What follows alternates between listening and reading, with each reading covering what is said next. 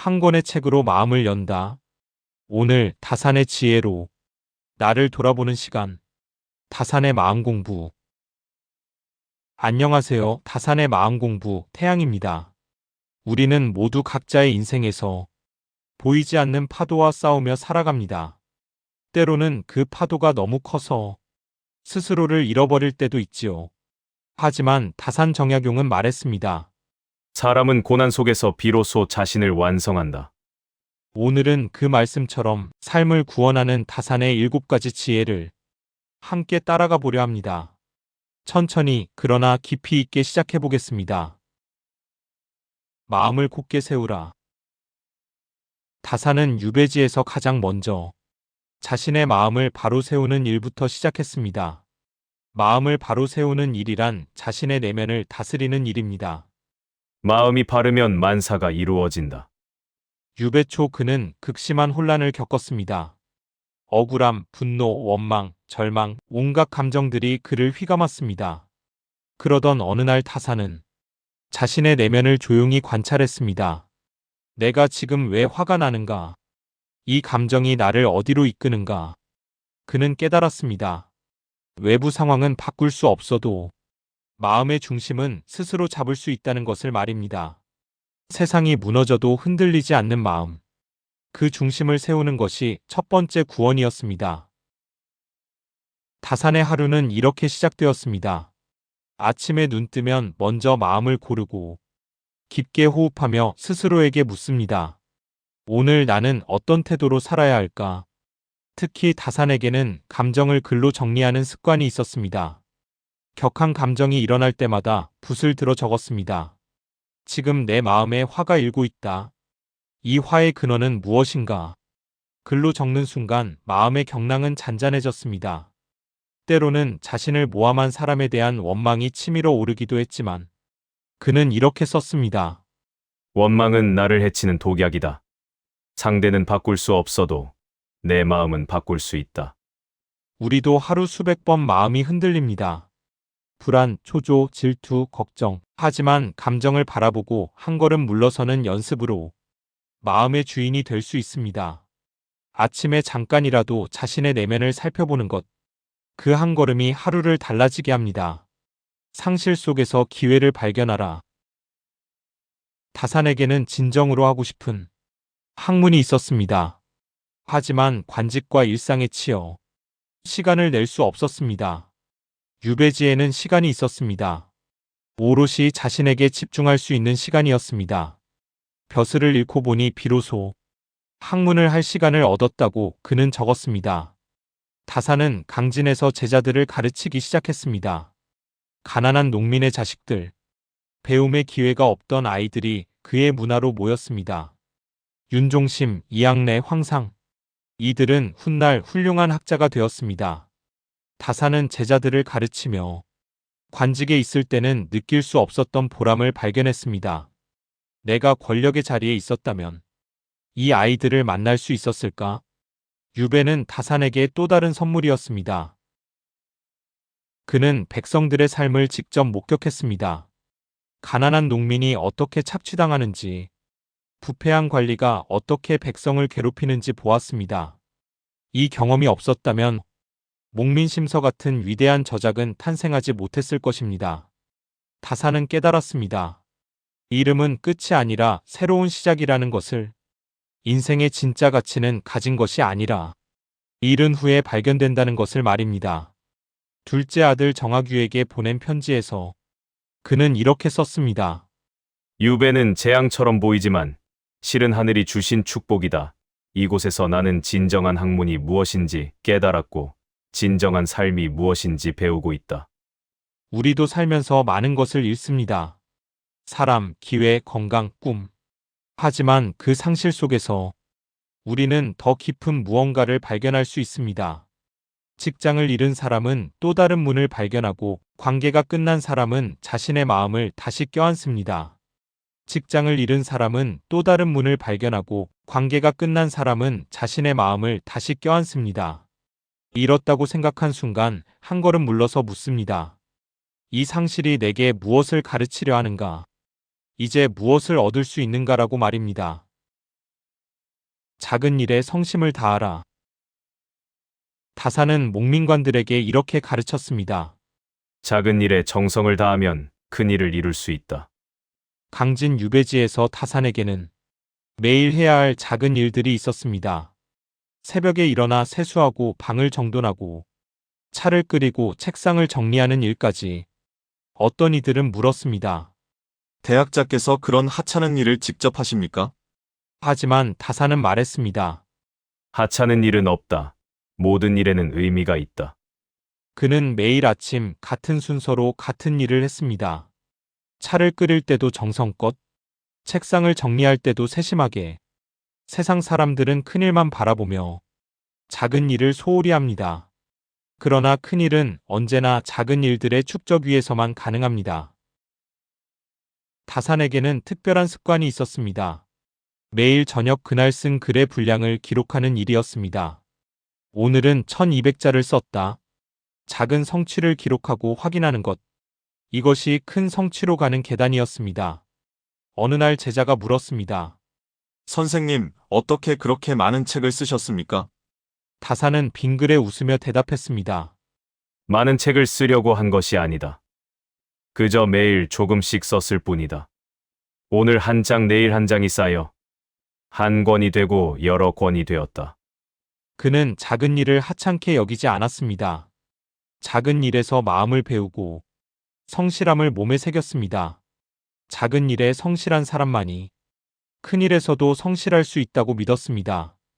유배지에서 다사는 이를 실천했습니다. 마을 사람들이 찾아와 사소한 일을 물어도 정성껏 답해 주었습니다. 농사 짓는 법, 한자 읽는 법, 편지 쓰는 법까지 어떤 질문도 하찮게 여기지 않았습니다. 어느 날 한 농부가 찾아왔습니다. 논의 물기를 어떻게 내야 할지 고민이라고 말했습니다.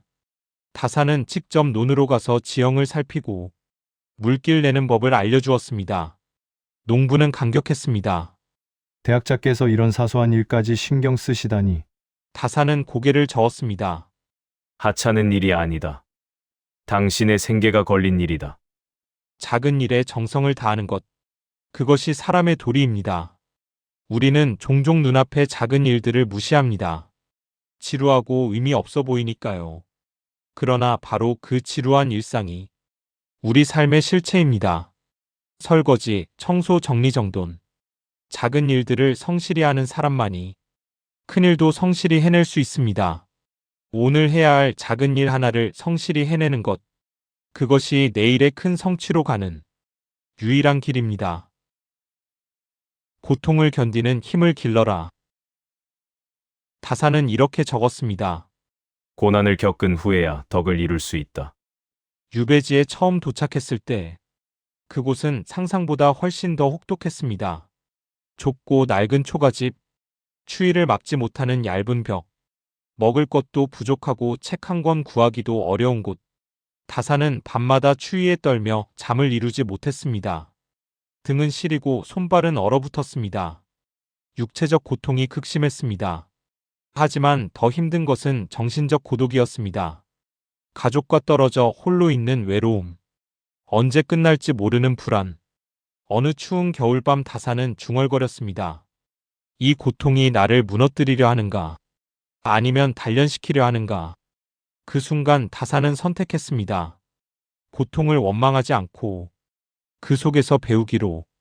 다사는 유배 초기 아들 정학연에게 편지를 썼습니다. 고난은 하늘이 큰 임무를 만들기 위해 주는 시험이다.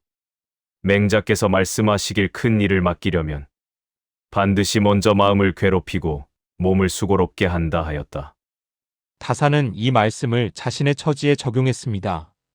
이 유배가 나를 무너뜨리는 것이 아니라 나를 만드는 것이다. 어느 날 마당에서 다사는 소나무를 보았습니다. 강한 바람에도 꺾이지 않고 서 있는 소나무. 그는 깨달았습니다. 저 나무는 바람을 피하지 않았기에 강해졌다. 나 역시 이 고통을 피하지 않고 견뎌야 강해진다. 다사는 제자들에게도 일부러 어려운 과제를 주었습니다. 편안한 길에는 배움이 없었습니다. 어려운 길에 배움이 있음을 보여주고 싶었습니다. 윤종심이라는 제자가 있었습니다. 가난한 집안 출신으로 공부할 여건이 좋지 않았습니다. 하지만 다사는 그에게 더 많은 과제를 주었습니다. 윤종심이 힘들어하자 다사는 말했습니다. 지금 힘든 것이 너를 강하게 만든다. 견뎌라. 그것이 너의 자산이 될 것이다. 훗날 윤종심은 훌륭한 학자가 되었고 스승에게 감사했습니다. 선생님께서 저를 편하게 두지 않으셨기에 제가 성장할 수 있었습니다.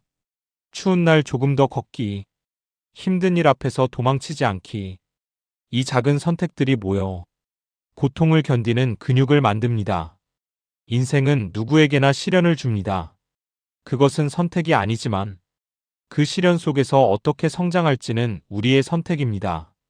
견디십시오. 피하지 마십시오. 그 고통 속에서 당신은 단단해지고 있습니다. 배움을 멈추지 마라. 다사는 평생 배움의 길 위에서 살았습니다. 배워도 실증나지 않고 가르쳐도 게으르지 않다. 유배를 떠나던 날 다사는 40세였습니다. 이미 많은 것을 아는 학자였지만 그는 스스로에게 물었습니다. 나는 무엇을 모르는가? 내가 더 배워야 할 것은 무엇인가? 강진에 도착한 다사는 결심했습니다. 지금까지 배운 것을 전부 점검하리라. 신경, 대학, 중용, 논어, 맹자를 처음부터 다시 읽었습니다. 내가 정말 이 책들을 제대로 이해하고 있는가? 다사는 자신이 피상적으로만 이해했던 많은 지식들을 발견했습니다. 그는 제자들에게 말했습니다. 책을 읽을 때 나는 이미 안다 생각하는 순간 배움은 멈춘다. 진정한 배움은 내가 정말 아는가를 의심하는 데서 시작된다. 어느 날 젊은 제자가 자랑했습니다. 선생님, 저는 논어를 5번이나 읽었습니다. 다사는 미소 지으며 물었습니다. 그럼 학이 시습지의 진정한 뜻을 아는가? 제자는 답했습니다. 배우고 때때로 익히면 즐겁지 아니한가 그 뜻입니다. 다사는 고개를 끄덕이고 다시 물었습니다. 그것은 글자의 뜻일 뿐이다. 그런데 공자께서 왜 하필 이 말을 첫머리에 두셨을까? 잠시 침묵이 흘렀습니다. 그리고 다산이 조용히 말했습니다. 배움이란 단순히 지식을 쌓는 것이 아니다. 배움은 삶을 새롭게 하는 일이다. 배우는 사람은 매일 어제의 자신을 벗고 새로운 마음으로 다시 태어나야 한다. 배움이란 단순히 지식을 쌓는 것이 아니라 삶을 갱신하는 것입니다. 한 구절을 깊이 묻는 것이 5번 읽는 것보다 중요합니다. 다사는 농민들에게서도 배웠습니다. 씨 뿌리는 방법, 물 주는 시기, 흙 다루는 방법. 처음에는 사람들이 의아해했습니다. 대학자께서 왜 농사일을 물으십니까? 다사는 말했습니다. 나는 책에서만 배운 사람이다. 진짜 삶은 백성들이 더 잘 안다. 그들에게서 배우고 싶다. 이 겸손한 태도로 다사는 농사, 건축, 의술, 천문, 지리를 배웠습니다. 나이가 들수록 더 많이 배워야 했습니다. 왜냐하면 나이가 들수록 모르는 것이 더 많이 보이기 때문입니다. 젊을 때는 내가 많이 안다고 생각했습니다. 하지만 이제는 압니다. 내가 아는 것은 바닷물 한 모금, 모르는 것은 바다 전체임을 말입니다. 제자들이 물었습니다. 선생님, 이제 그만 쉬셔도 되지 않습니까? 다사는 고개를 저었습니다. 배움을 멈추는 것은 죽음을 선택하는 것과 같다.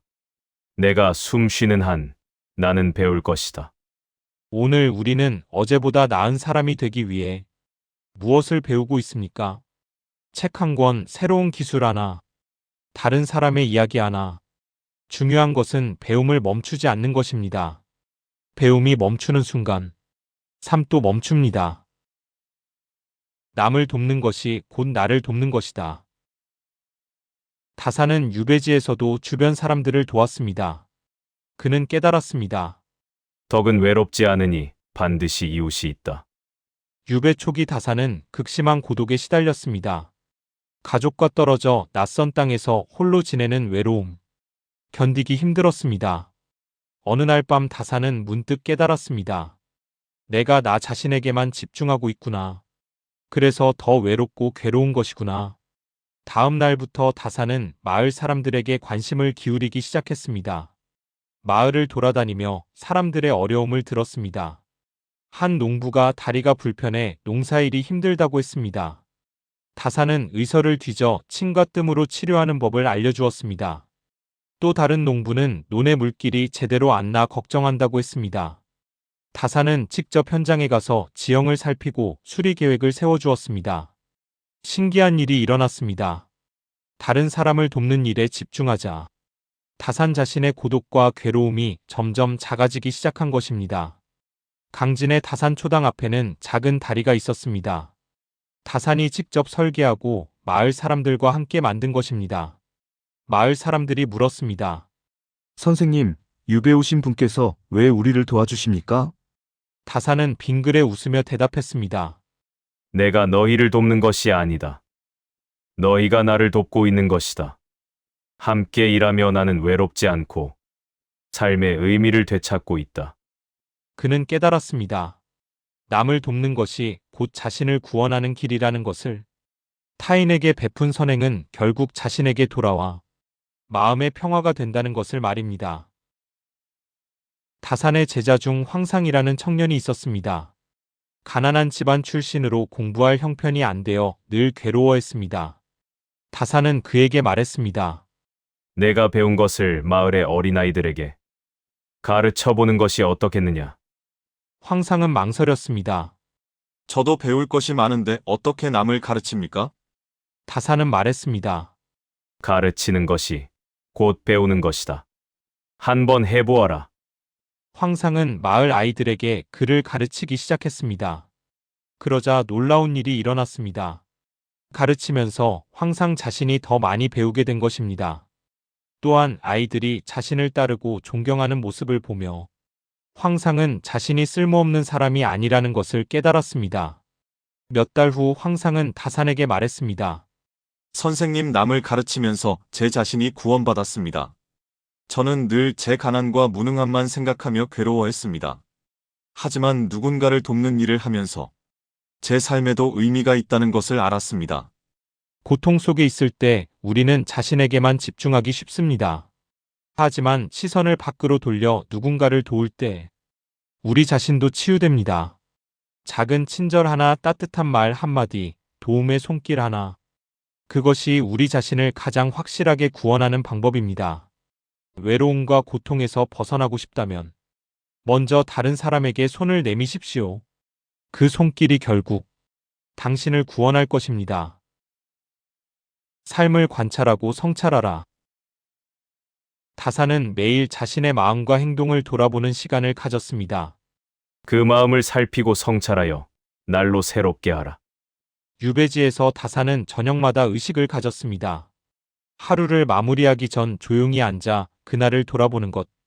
오늘 나는 어떤 마음으로 살았는가? 어떤 일을 했고 어떤 말을 했으며 어떤 생각을 했는가? 다사는 이를 일성록이라 불렀습니다. 하루를 성찰하는 기록. 매일 밤 자신의 하루를 글로 적으며 반성하고 다짐했습니다. 어느 날 다사는 제자에게 화를 냈던 일을 돌아보았습니다. 제자가 같은 실수를 반복하자 참지 못하고 소리를 질렀던 것입니다. 저녁 성찰 시간에 다사는 적었습니다. 오늘 나는 제자에게 화를 냈다. 제자의 실수 때문인가, 내 참을성 부족 때문인가. 곰곰이 생각해보니 제자의 실수보다 내 조급함이 문제였습니다. 내일은 더 인내심을 가지고 가르쳐야겠다. 이렇게 자신을 돌아보고 적는 과정에서 다사는 같은 실수를 반복하지 않고 조금씩 나아갈 수 있었습니다. 성찰 없는 삶은 반복일 뿐입니다. 같은 실수, 같은 패턴, 같은 고통. 하지만 매일 자신을 돌아보는 사람은 조금씩 달라집니다. 다사는 제자들에게도 성찰을 가르쳤습니다. 매일 저녁 자신의 하루를 돌아보아라. 세 가지를 물어라. 첫째, 오늘 나는 최선을 다했는가? 둘째, 오늘 나는 다른 사람에게 해를 끼치지 않았는가? 셋째, 오늘 나는 어제보다 나아졌는가? 제자 윤종심은 이 가르침을 실천했습니다. 매일 밤 작은 노트에 하루를 기록하고 반성했습니다. 몇 달 후 그는 놀라운 변화를 발견했습니다. 반복하던 나쁜 습관들이 점점 줄어들고 있었습니다. 그는 다산에게 말했습니다. 성찰이라는 것이 이렇게 강력한 힘을 가진 줄 몰랐습니다. 그저 하루를 돌아보고 적는 것뿐인데 저 자신이 점점 달라지고 있습니다. 성찰은 자신의 삶을 관찰자의 시선으로 바라보는 능력입니다. 감정에 휩쓸리지 않고 한 발짝 물러서서 자신을 바라보는 것. 어느 날 다산은 자신이 원망과 분노에 사로잡혀 있음을 발견했습니다. 자신을 유배 보낸 사람들에 대한 증오가 마음속에 가득했습니다. 그날 저녁 성찰 시간에 다산은 적었습니다. 오늘도 나는 원망에 사로잡혀 있었다. 이것이 나를 어떻게 만들고 있는가? 원망은 상대를 해치는 것이 아니라 나를 해치고 있다. 내가 원망하는 동안 상대는 아무 일 없이 잘 지내고 있을 것이다. 이 원망을 놓아야 한다. 그것이 나를 자유롭게 하는 길이다. 이런 성찰을 통해 다산은 조금씩 원망을 내려놓을 수 있었습니다. 그때 비로소 무엇이 문제이고 무엇이 해답인지 보였습니다. 문제는 외부가 아니라 내 안에 있고 해답도 내 안에 있음을. 하루를 마칠 때 10분만 시간을 내어 자신을 돌아보십시오. 오늘 나는 어땠는가? 내일은 어떻게 살 것인가? 이 작은 습관이 하루, 한 달, 1년, 10년이 쌓이면 당신은 완전히 다른 사람이 됩니다. 성찰하는 삶은 의식적인 삶입니다. 깨어있는 삶입니다. 그 깨어있음 속에서 진정한 변화와 성장이 일어납니다.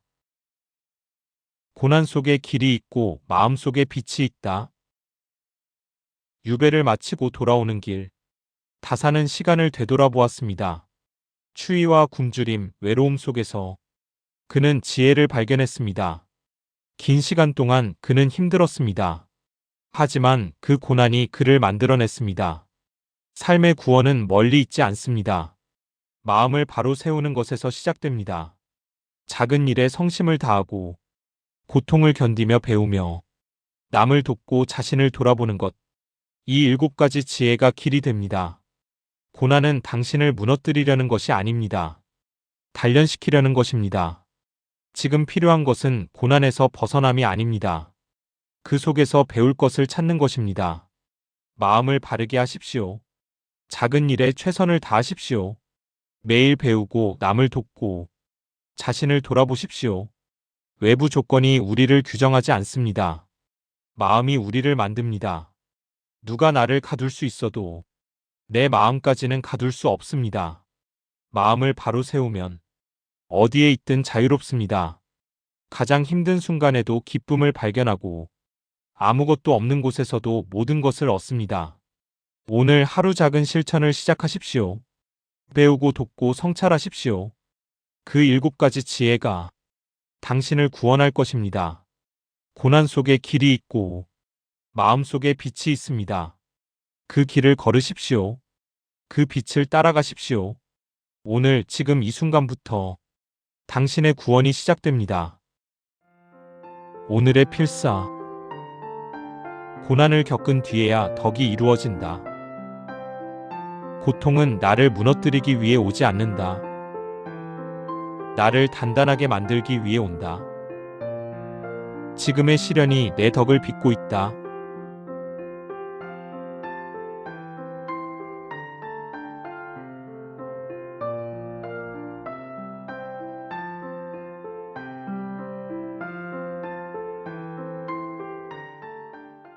오늘의 영상은 여기까지입니다. 하루의 끝에서 마음을 닦듯 오늘 다산의 한마디를 마음에 새기세요. 여러분의 구독, 좋아요와 알림 설정은 저희에게 큰 힘이 됩니다. 다음 영상에서 뵙겠습니다. 감사합니다.